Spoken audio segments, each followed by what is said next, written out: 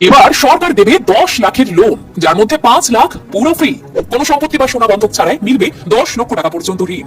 ব্যবসা করার ইচ্ছা থাকলে আর টাকার অভাবে পিছিয়েও আসতে হবে না। ছোট ব্যবসায়ীদের জন্য চলে এলো রাজ্য সরকারের উদ্যম ক্রেডিট কার্ড।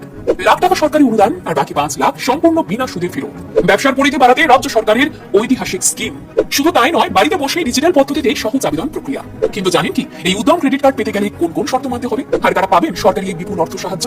এই প্রকল্পে আবেদনের জন্য কোন কোন নথিপত্র লাগবে আপনাদের দেখে নিন। পশ্চিমবঙ্গের অর্থনৈতিক পরিকাঠামোকে এক নতুন ও শক্তিশালী ভিত্তির উপর দাঁড় করাতে এবং রাজ্যের ছোট ব্যবসায়ী ও বেকার যুব সমাজের ভবিষ্যৎ সুরক্ষিত করতে এক ঐতিহাসিক যুগান্তকারী পদক্ষেপ গ্রহণ করল রাজ্যের নতুন বিজেপি সরকার। বিগত দিনে বাংলায় শিল্প ও কর্মসংস্থানের যে খরা তৈরি হয়েছিল তা চিরতরে দূর করে তরুণ উদ্যোক্তাদের উৎসাহিত করতে সদ্য সমাপ্ত বাজেটে আনুষ্ঠানিকভাবে ঘোষণা করা হয়েছে বাংলা উদ্যম ক্রেডিট কার্ড প্রকল্প।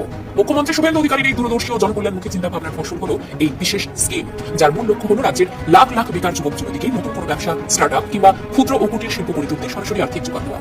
এই প্রকল্পের অধীনে নতুন উদ্যোক্তারা নিজেদের ব্যবসাকে সফলভাবে দাঁড় করানোর জন্য রাজ্য সরকারের কাছ থেকে সর্বমোট 10 লক্ষ টাকা পর্যন্ত বিশেষ ঋণ বা আর্থিক সহায়তা পেয়ে যাবে। আর এই প্রকল্পের সবচেয়ে আকর্ষণীয় ও মানবিক দিকটি হলো এর বিপুল সরকারি ভর্তুকি এবং সহজ শর্তাবলী।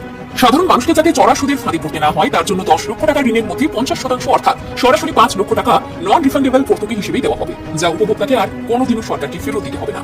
বাকি 5 লক্ষ টাকার ঋণটি দেওয়া হবে সম্পূর্ণ সুদ মুক্ত হিসেবে। ফলে নতুন ব্যবসায়ীদের উপর অতিরিক্ত সুদের কোনো বাড়তি বোঝাও চাপবে না। ব্যবসা পুরোপুরি চালু হয়ে যাওয়ার পর অত্যন্ত সহজ কিস্তিতে বা ইএমআই এর মাধ্যমে সুদমুক্ত ঋণের টাকা পরিশোধ করার সুবর্ণ সুযোগও কিন্তু থাকছে। এই প্রকল্পের জন্য রাজ্য সরকার প্রাথমিকভাবে 200 কোটি টাকার বিশাল বাজেট বরাদ্দ করেছে, যার মাধ্যমে প্রথম দফাতেই রাজ্যের প্রায় 2 থেকে 5 লক্ষ তরুণ তরুণী সরাসরি উপকৃত হতে চলেছেন। এর চেয়েও বড় স্বস্তির বিষয় হলো এই ঋণ পাওয়ার জন্য কোনো ব্যাংক বা আর্থিক প্রতিষ্ঠানের কাছে কোনো সোনা গয়না কিংবা স্থাবর সম্পত্তি বন্ধক রাখার কোনো প্রয়োজনও পড়বে না, যা ছোট ও মাঝারি ব্যবসাগুলোকে ব্যাংকিং ব্যবস্থার সাথে সরাসরি যুক্ত করে দ্রুত ডানা মেলতে সাহায্য করবে। আর এই স্বপ্নের প্রকল্পের সুবিধা পাওয়ার জন্য রাজ্য সরকারের পক্ষ থেকে কিছু সুনির্দিষ্ট ন্যায়সঙ্গত যোগ্যতা নির্ধারণ করা হয়েছে। আবেদনকারীকে অবশ্যই পশ্চিমবঙ্গের স্থায়ী বাসিন্দা হতে হবে এবং তার বয়স হতে হবে 18 থেকে 55 বছরের মধ্যে।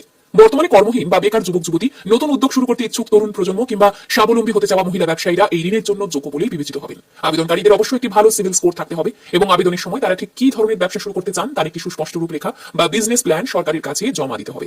যদিও এই প্রকল্পের আবেদনের জন্য এখনো বিস্তারিত নির্দেশিকা এবং অনলাইন পোর্টালের আনুষ্ঠানিক সূচনা বাকি রয়েছে, তবে অত্যন্ত দ্রুত একটি ডেডিকেটেড অনলাইন পোর্টাল চালু করা হবে, যার মাধ্যমে ঘরে বসে অনলাইনের মাধ্যমে আবেদন সম্পন্ন করা যাবে।